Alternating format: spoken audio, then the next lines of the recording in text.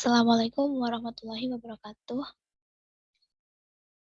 Salam sejahtera bagi kita semua. Saya Ayu Fikri Rena Pitung Banjarsari, NIM 811419219 akan mempresentasikan artikel jurnal yang telah saya submit dalam jurnal progresif, jurnal hukum, volume 16 nomor 2 dari Fakultas Hukum Universitas Bangka Belitung yang berjudul Tinjauan Hukum atas Investasi Asing terhadap Penyerapan Tenaga Kerja Domestik berdasarkan Undang-Undang Cipta Kerja pada masa pandemi COVID-19.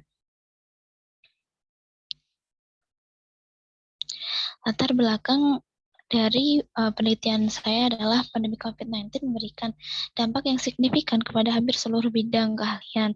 Salah satunya adalah bidang ketenaga kerjaan. Selama ini lebih banyak tenaga kerja asing yang dipekerjakan oleh perusahaan asing, multinasional maupun nasional di Indonesia daripada tenaga kerja Indonesia itu sendiri.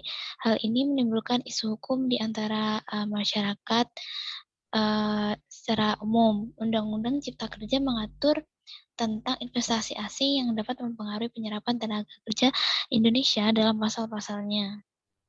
Kemudian untuk isu hukum dari penelitian saya adalah yang pertama tinjauan hukum atas investasi asing dan penyerapan tenaga kerja Indonesia berdasarkan peraturan perundang-undangan Indonesia. Yang kedua dampak investasi asing terhadap penyerapan tenaga kerja Indonesia berdasarkan Undang-Undang Cipta Kerja pada masa pandemi COVID-19. Adapun metode yang saya gunakan adalah metode pendekatan hukum normatif yang menggunakan pendekatan perbandingan dan undang-undang.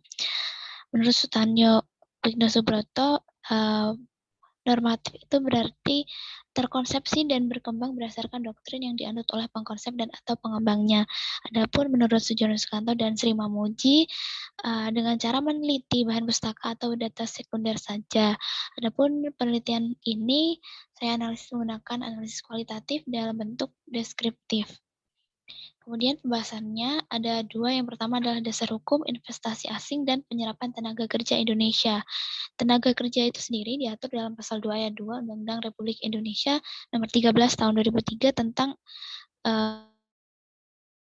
wanita yang sedang dan atau akan melakukan pekerjaan baik di dalam maupun di luar hubungan kerja guna menghasilkan barang dan atau jasa untuk memenuhi kebutuhan masyarakat. Investasi asing ini diatur dalam Undang-Undang Republik Indonesia Nomor 25 Tahun 2007 tentang penanaman modal. Selanjutnya disebut Undang-Undang Penanaman Modal serta Undang-Undang Cipta Kerja sebagai pembaharuan dari Undang-Undang Penanaman Modal. Nah, terdapat perbandingan antara Undang-Undang Penanaman Modal dan Undang-Undang Cipta Kerja terkhusus tentang investasi asing serta dan penyerapan tenaga kerja Indonesia. Yang pertama adalah terdapat syarat yang berbeda antara investasi asing dan investasi domestik. Bidang usaha yang dilarang bagi investor asing adalah produksi senjata, mesin, alat peledak, peralatan perang, dan hal-hal yang diatur dalam undang-undang. Pemberi fasilitas kepada investor yang berinvestasi adalah pemerintah. Investasi yang mendapatkan fasilitas belum termasuk bidang pariwisata, dan perusahaan investasi ditentukan oleh instansi yang memiliki kecuali undang-undang menentukan lain. Adapun menurut Undang-Undang Cipta Kerja tidak ada syarat berbeda antara investasi asing dan investasi domestik. Dan mungkin ini ada poin-poin yang menjadi permasalahan di antara masyarakat kenapa tidak dibedakan untuk memberikan keadilan bagi tenaga kerja Indonesia itu sendiri agar tidak terisolir dari para tenaga kerja asing.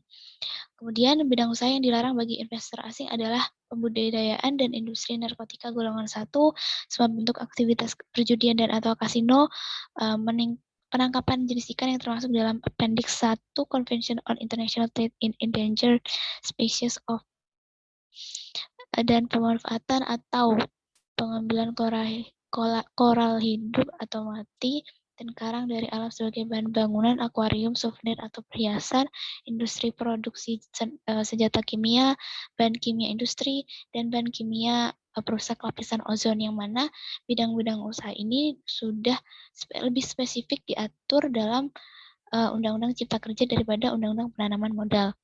Kemudian memberi fasilitas kepada investor yang berinvestasi adalah pemerintah pusat, yang mana dalam Undang-Undang Penanaman Modal tidak diatur secara spesifik apakah pemerintah pusat atau pemerintah daerah. Kemudian investasi yang mendapatkan fasilitas termasuk pengembangan usaha pariwisata di mana Undang-Undang Penanaman Modal tidak termasuk pengembangan usaha pariwisata. Kemudian standar, kriteria, prosedur, dan norma perusahaan investasi ditentukan oleh pemerintah pusat. Peraturan terbaru mengenai penambahan investasi asing di Indonesia adalah peningkatan atas penciptaan lapangan kerja bagi tenaga kerja Indonesia beserta program perlindungan dan kesejahteraan.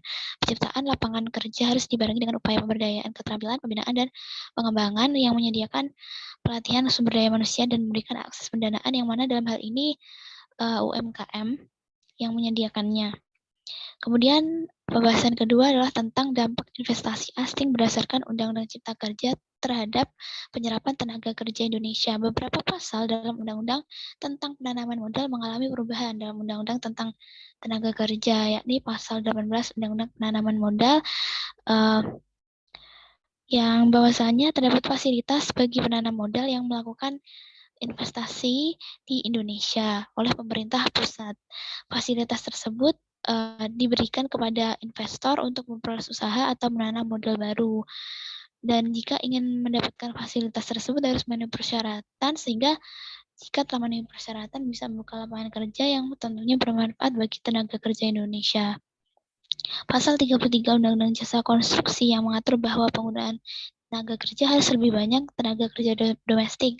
Bahkan posisi atasan harus didominasi oleh tenaga kerja Indonesia yang berkeluarga negara Indonesia. Selain itu, terdapat larangan untuk mengurusi personalia perusahaan sebagaimana diatur dalam pasal 42 Undang-Undang Ketenagakerjaan dalam Undang-Undang Cipta Kerja. Sebagaimana diketahui bahwa pada masa pandemi perekonomian nasional itu tidak stabil dan banyak sekali perusahaan yang menghentikan kegiatan operasionalnya baik sebagian maupun seluruhnya, sehingga adanya penanaman modal asing atau pembaruan dari Undang-Undang Cipta Kerja ini dapat membantu untuk membangkitkan perekonomian nasional, menggiatkan kegiatan operasional perusahaan sehingga terdapat perekrutan tenaga kerja baru maupun tenaga kerja lama. Terakhir, kesimpulan kebijakan pasal Undang-Undang Cipta Kerja berhubungan dengan investasi asing dan penyerapan tenaga kerja Indonesia sangat tepat untuk dilaksanakan, terutama pada masa pandemik saat ini. Pasal-pasal tersebut memperbarui pasal-pasal dalam peraturan sebelumnya seperti Undang-Undang Jasa Konstruksi, Undang-Undang Penanaman Modal, yang terutama untuk pembaruan dalam hal perekrutan tenaga kerja dan investasi asing. Kemudian keberadaan perusahaan-perusahaan tersebut kan dengan diperbolehkannya melakukan kegiatan operasional dan adanya penanaman modal di Indonesia dapat membuka lapangan pekerjaan bagi tenaga kerja Indonesia sehingga diharapkan dapat memperbaiki masalah perekonomian dan ketenaga kerjaan di Indonesia serta diharapkan dapat menghilangkan kecurigaan dari masyarakat atas banyaknya investasi asing, investor asing yang dikhawatirkan dapat menyingkirkan investor domestik dan tenaga kerja domestik. Baiklah, sekian. Terima kasih. Itu adalah presentasi dari saya. Terima kasih. Assalamualaikum warahmatullahi wabarakatuh.